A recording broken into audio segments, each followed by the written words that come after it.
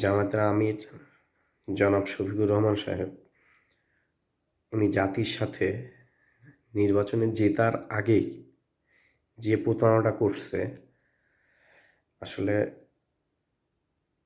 আমি আগে বিশ্বাস না করলেও এখন বিশ্বাস করি, যেটা আমরা দেখিনি, যে জামাতে ইসলাম 47-এ এই দেশের, এই উপমহাদেশের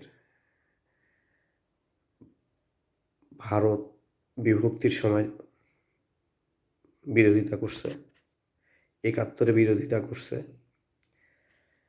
এরপরে বাংলাদেশ স্বাধীন হওয়ার পর বিভিন্ন সময় 86, 90, 91, 96, 2000,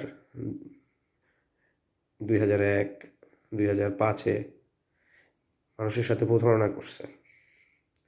24-এও মানুষের সাথে প্রতারণা আশ্রয় নিচ্ছে, 26-এও নিচ্ছে। 24-এ পরবর্তীতে সময় প্রতারণা ভোট আইডির মাধ্যমে করছে, কিন্তু তিনি শেষ প্রতারণা করল তার নির্বাচনী জনসভায় হাদির